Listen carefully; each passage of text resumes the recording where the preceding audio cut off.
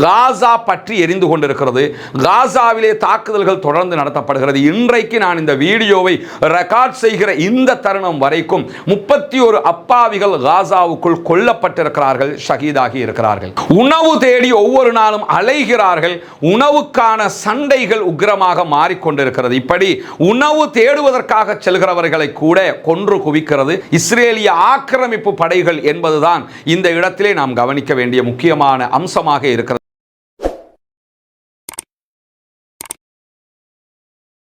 அன்பிற்கினிய சகோதர சகோதரிகளே, நம் அனைவர் மீதும் ஏக இறைவனுடைய அமைதியும் கருணையும் உண்டாகட்டுமாக என்கிற பிரார்த்தனைகளோடு, நமக்கெல்லாம் தெரியும், கடந்த 600 நாட்களுக்கு மேலாக காசாவில் இஸ்ரேலிய ஆக்கிரமிப்பு இராணுவம் தாக்குதல்களை நடத்தி வருகிறது.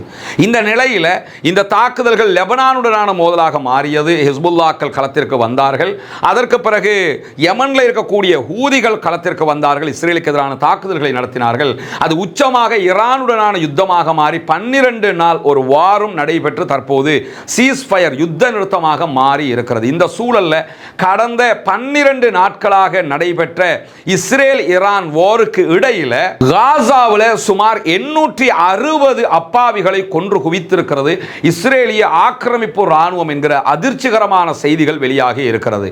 காசா அப்பாவிகள் மேலே ஒவ்வொரு நாளும் உலகத்தில் இருக்கக்கூடிய உச்சகட்டமான குண்டுகள் போடப்படுகிறது.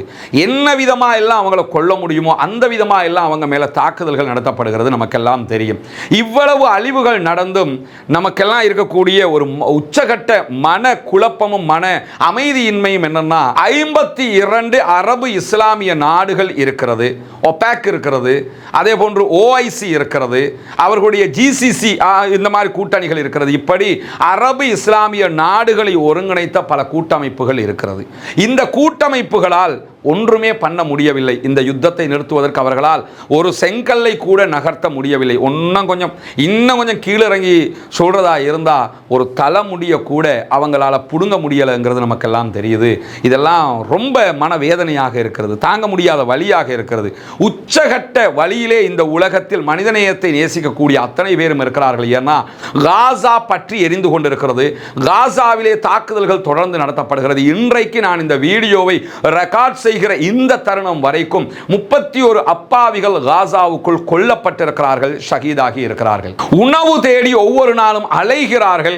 உணவுக்கான சண்டைகள் உக்கிரமாக மாறிக்கொண்டிருக்கிறது. இப்படி உணவு தேடுவதற்காக செல்கிறவர்களை கூட கொன்று குவிக்கிறது இஸ்ரேலிய ஆக்கிரமிப்பு படைகள் என்பதுதான் இந்த இடத்திலே நாம் கவனிக்க வேண்டிய முக்கியமான அம்சமாக இருக்கிறது. நமக்கு தெரியும், இந்த ஈரான் இஸ்ரேல் வாருக்கு முன்பதாக கிரேட்டா தன்பர்க் என்கிற 23 வயது இளம் பெண்ணும், அதே போன்று ரீமா ஹசன் என்கிற பிரான்சினுடைய பாராளுமன்ற உறுப்பினர் உள்ளிட்ட 12 பேர் கொண்ட ஒரு குழுவினர் காசாவை நோக்கி ஒரு கப்பலில் வந்தார்கள். உணவுகளை எடுத்துக்கொண்டு வந்தார்கள். காசா மீது விதிக்கப்பட்டிருக்கக்கூடிய கடற்படை முற்றுகையை உடைப்போம் என்று வந்தார்கள். அவர்களையும் கைது பண்ணி நாடு கடத்தியது இஸ்ரேல். தற்போது ரீமா ஹசன் அவங்களும் நாடு கடத்தப்பட்டிருக்கிறாங்க. இந்த சூழல்ல சர்வதேச அளவிலே காசாவுக்கான ஆதரவு தளம் பெருகி கொண்டு வந்த நேரத்தில் தான் ஈரான் இஸ்ரேல் வார் உண்டாகியது. அந்த நிலையில இந்த காசாவினுடைய செய்திகள் கொஞ்சம் தனிந்திருந்த காட்சிகளை எல்லாம் நம்ம பார்த்தோம். அதற்கு மத்தியில தான் தற்போதைய புதிய பாப்பரசராக தேர்வு செய்யப்பட்டிருக்கக்கூடிய லியோ அவங்க ஒரு அறிக்கையை கடந்த சண்டே வெளியிட்டிருந்தாங்க. ஈரான் இஸ்ரேல் சண்டைக்கு மத்தியிலே அப்பாவி காசா மக்கள் உண்ண உணவில்லாமல் கொல்லப்பட்டு கொண்டிருக்கிறார்கள், அவர்களை சர்வதேசம் மறந்துவிடக் கூடாது என்று சொல்லியிருந்தார். இப்படி ஒவ்வொருவரும் காசாவை பற்றி சிந்திக்கக்கூடிய ஒரு நிலை உண்டாகி இருக்கிறது. இப்ப பார்த்தோம்னா இஸ்ரேலுக்கும் ஈரானுக்கும் இடையிலான சண்டை கிடையாது, லெபனானுக்கும் இஸ்ரேலுக்கும் இடையிலான சண்டை கிடையாது. ஹூதிகள் இருக்கிறார்கள், அதே நேரத்தில் பாலஸ்தீன விடுதலை ராணுவம் இருக்கிறது. பாலஸ்தீன மண்ணிலே கொன்று குவித்துக் கொண்டிருக்கிறது இஸ்ரேல் என்கிற செய்திகள் தற்போது சர்வதேசத்தில் மீண்டும் பரவ ஆரம்பித்திருப்பது மட்டுமல்லாமல் இன்றைக்கு இஸ்ரேலுடைய மண்ணிலே மீண்டும் போராட்டங்களும் நடக்க ஆரம்பித்திருக்கிறது. இஸ்ரேல் தொடர்பான செய்திகளை நம்ம பார்த்தோம்னு சொன்னா, இன்றைக்கு நடத்தப்படுகிற போராட்டத்தினுடைய காட்சிகளை தான் நம்ம பார்த்து கொண்டிருக்கிறோம். பார்த்திருக்கிறோம். இஸ்ரேலிய பிரதமர் பெஞ்சமின் நெத்தன்யாகு உடனடியாக காசாவிலே ஒரு யுத்த நிறுத்தத்திற்கு முனைப்பு காட்ட வேண்டும். டொனால்ட் ட்ரம்ப் எப்படி ஈரானுக்கும் இஸ்ரேலுக்கும் இடையில் யுத்த நிறுத்தத்தை கொண்டு வந்தாரோ அதே போன்று காசாவில் யுத்த நிறுத்தத்தை கொண்டு வந்து எங்கள் பணைய கைதிகளை மீட்டுக் கொண்டு வாருங்கள் என்கிற கோரிக்கையை இஸ்ரேலியர்கள் வீதியில் இறங்கி மீண்டும் போராட ஆரம்பித்திருக்கிறார். கொஞ்சம் அந்த 12 நாள் போராட்டம் எல்லாம் கிடையாது. என்னன்னா போராட்டத்துக்கு வந்தோம்னா ஈரான்காரன் அடிக்கிற ராக்கெட்டுக்குள்ள நம்ம சிக்கிறோமோ என்று சொல்லி மக்கள் போராட்ட களங்களுக்கு வரவில்லை.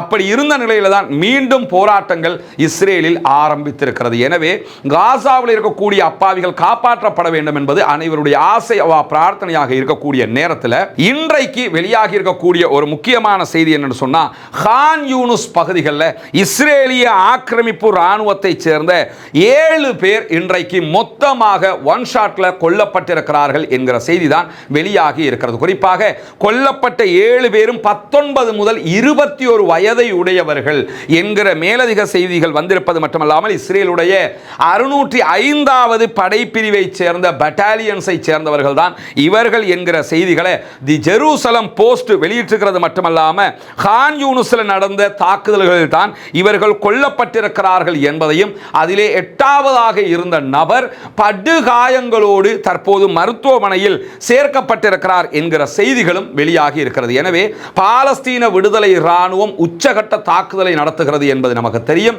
பாலஸ்தீன விடுதலை இராணுவத்தினுடைய பலம் காரணமாகத்தான் அல்லாஹ்வுடைய அருளால் காசாவில் ஒரு சிறிய இராணுவத்தை கூட வெல்ல முடியாத ஒரு நிலையில் இஸ்ரேலிய ஆக்கிரமிப்பு இராணுவம் தட்டு தடுமாறி கொண்டிருக்கிறது.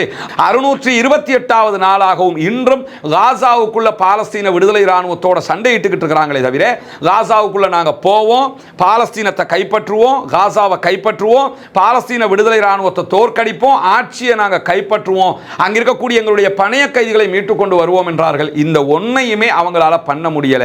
ஆட்சி மாற்றம் என்பது சிந்திக்க கூட முடியாத நிலையில காசாவில் பாலஸ்தீன விடுதலை இராணுவம் பலமாக இறுக பிடித்துக் கொண்டிருக்கிறது. இப்படியான சூழல்ல தான் இன்றைக்கு இந்த 7 பேர் ஒரே நேரத்தில் கொல்லப்பட்டிருப்பது இஸ்ரேலியர்களுக்கு மத்தியிலே மிகப்பெரிய அதிர்ச்சி அலையை உண்டாக்கி இருப்பது மட்டுமல்லாமல் ஈரானோட யுத்தத்தில் நாங்கள் ஜெயிச்சிட்டோம் என்கிற அந்த காட்சியாவது ஒரு பிம்பத்தையாவது ஊடக பிம்பத்தையாவது காட்டி அவசர தேர்தல் ஒன்றுக்கு போய் நம்ம ஜெயிச்சிடலாம் என்று நினைத்து கொண்டிருந்த பெஞ்சமின் நெத்தன்யாகுவினுடைய கற்பனை கதைகளுக்கு மண்ணை அள்ளி போட்டு இருக்கிறது பாலஸ்தீன விடுதலை இராணுவம். என்னன்னா நீ ஈரானோட ஜெயிச்சதா சொல்லிக்கிட்டு இருக்கிற, பக்கத்தில் இருக்கிற காசாவில் இன்னைக்கு 7 பேர் செத்து போயிருக்கிறான், நம்ம பணைய கைதிகளை மீட்டுக்கிட்டு வர முடியல, நீ எல்லாம் ஒரு ஆளா என்று சொல்லி இஸ்ரேலியர்களே ரோட்டில் இறங்கி போராடக்கூடிய காட்சிகள் வெளியாகி இருக்கிறது. எனவே பாலஸ்தீன விடுதலை அமைப்பினுடைய முயற்சிகள் தொடர்ந்து கொண்டிருக்கிறது. இஸ்ரேலிய ஆக்கிரமிப்பாளர்களுக்கு எதிரான தாக்குதல்கள் தொடர்ந்து கொண்டிருக்கிறது. இதற்கிடையில் அப்பாவிகள் கொல்லப்படுவதை தவிர்க்க முடியாமல் இருக்கிறது. உலகமே கையை விரித்து கொண்டிருக்கிறது. ஆயுத பலம் கொண்ட அரபு நாடுகள், எண்ணெய் வளம் கொண்ட அரபு நாடுகள், சூழலியல் பலம் கொண்ட அரபு நாடுகள், அரசியல் பலம் கொண்ட அரபு நாடுகள் குத்தாட்டங்களிலும் கேளிக்கைகளிலும் அலைந்து கொண்டிருக்கக்கூடிய நேரத்தில் குத்தாட்டத்திலும் கேளிக்கைகளிலும் ஒரு கூட்டம் அலையும் போது ஓரளவுக்காவது நாங்கள் பாலஸ்தீன மக்களோடு இருக்கிறோம் என்று வந்து நிற்கக்கூடியவர்களையும் கேலி செய்து கிண்டல் செய்து குத்தாட்டம் போடக்கூடியவர்களுக்கு கூஜா தூக்குகிற காட்சிகளையும் நம்ம சமூக மட்டத்தில் பார்க்காமல் இல்லை.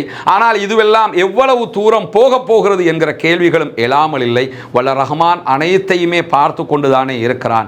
இறைவன் கைவிடப் போவதில்லையே என்கிற ஆழ்ந்த நம்பிக்கை நமக்கெல்லாம் இருக்கத்தானே செய்கிறது. எனவே அல்லாஹுவை தொழுது அல்லாஹ்விடத்திலே கையேந்துவதற்கு மறந்து விடாதீர்கள். தொழுகையில சுஜூது அதே போன்ற அத்தஹியாத்துடைய நிலைமையில இறைவனிடத்தில் நம்ம பிரார்த்திக்க முடியும் என்கிற கட்டளையை இஸ்லாம் நமக்கு சொல்லித் தருகிறது. மற்ற சந்தர்ப்பங்களில் தொழுகைக்குள்ள நீங்க மற்ற தக்பீர்லையோ அல்லது ருக்கூலையோ பிரார்த்திக்க முடியாது. சுஜூதுலையும் அத்தஹியாத்துலையும் தான் பிரார்த்திக்க முடியும். அதுவும் சுஜூதுடைய நிலை என்பது இறைவனுக்கு ரொம்ப நெருக்கமான நிலையாக இருக்கக்கூடிய நேரத்தில் அந்த பாலஸ்தீன அப்பாவிகளுக்காக, நம்முடைய உறவுகளுக்காக, நம்முடைய தொப்புள் கொடி உறவுகளுக்காக நாம் தினமும் பிரார்த்திக்க கடமைப்பட்டிருக்கிறோம். சகோதரர்களே, அல்லாஹ்விடத்தில் கையேந்துங்கள், அழுது மன்றாடுங்கள். தஹஜ்ஜத்து தொழுகையில் இதற்காக எழும்பி அந்த மக்களுக்காக கையேந்துங்கள், கதறி கதறி கேளுங்கள். நம்முடைய பிரார்த்தனைகள் உலகத்தில் இருப்பதை விட மிக பலம் வாய்ந்த ஆயுதங்கள் என்பதை மறந்து விடாதீர்கள். அல்லாஹ்விடத்திலே கையேந்தி கேட்கிற அதே நேரம் பாலஸ்தீன அப்பாவிகளுக்காக ஜனநாயக ரீதியாகவும் குரல் எழுப்ப மறந்து விடாதீர்கள். வல்ல ரஹ்மான் நம் அனைவருடைய எண்ணங்களையும் புரிந்து கொள்வானாக, நம்முடைய பிரார்த்தனைகளை ஏற்றுக்கொள்வானாக என்கிற பிரார்த்தனைகளோடு ஜனநாயக ரீதியாக பாலஸ்தீன அப்பாவிகளுக்காக குரல் எழுப்புவோமாக. வாஹிர் தஅவானா அல்ஹம்துலில்லாஹி ரப்பில் ஆலமீன்.